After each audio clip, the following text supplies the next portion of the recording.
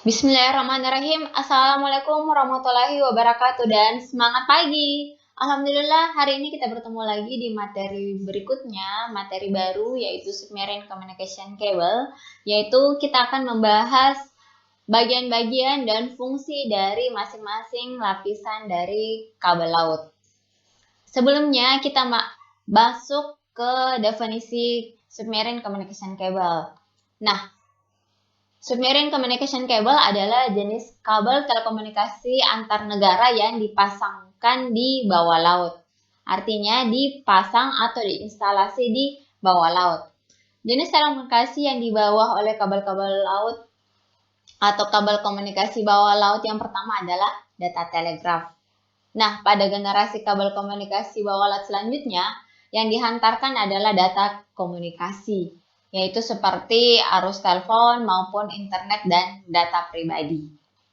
Nah, kita masuk ke bagian-bagian dari kabel laut. Di sini ada 8 lapisan dari kabel laut, yang dimana lapisan terluarnya itu polietilin dan lapisan inti dari kabel laut adalah optical fibers atau serat optik. Kita bahas satu-satu.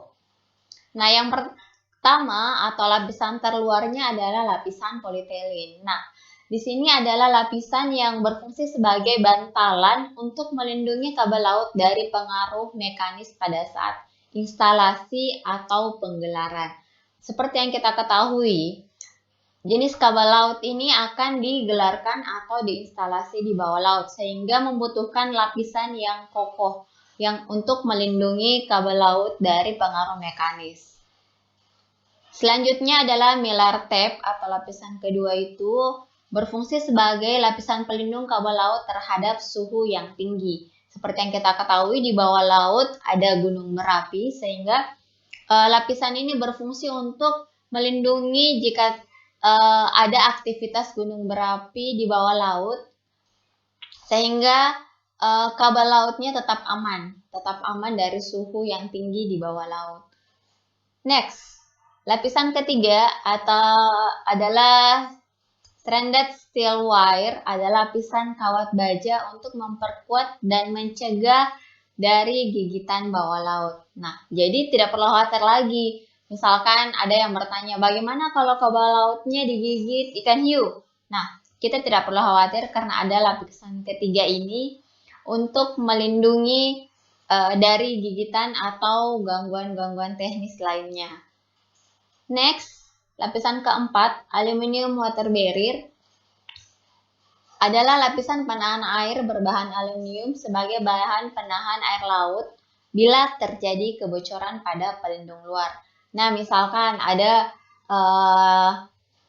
kebocoran yang terjadi di lapisan 1, 2, dan 3. Nah, lapisan keempat ini berfungsi melindungi, menahan air untuk masuk ke lapisan-lapisan yang bagian dalam. Nah, selanjutnya lapisan kelima adalah polikarbonat sebagai lapisan yang melindungi kabel laut dari benturan dan tahan terhadap suhu yang tinggi.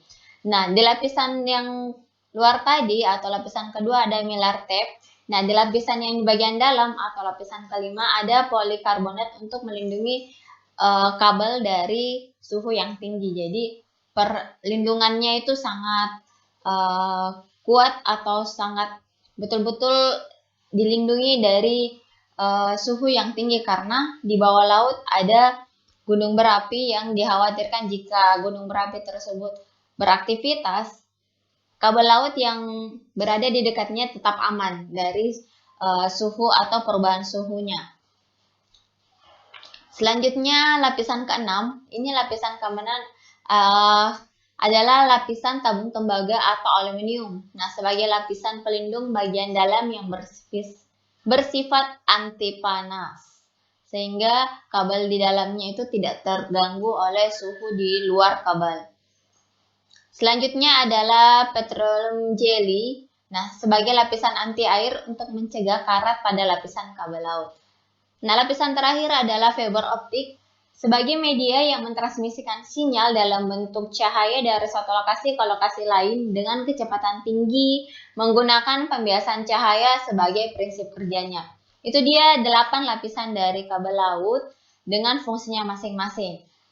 Sampai di sini materi kita hari ini. Sampai ketemu di pertemuan berikutnya. Terima kasih atas perhatiannya. Wassalamualaikum warahmatullahi wabarakatuh dan tetap semangat.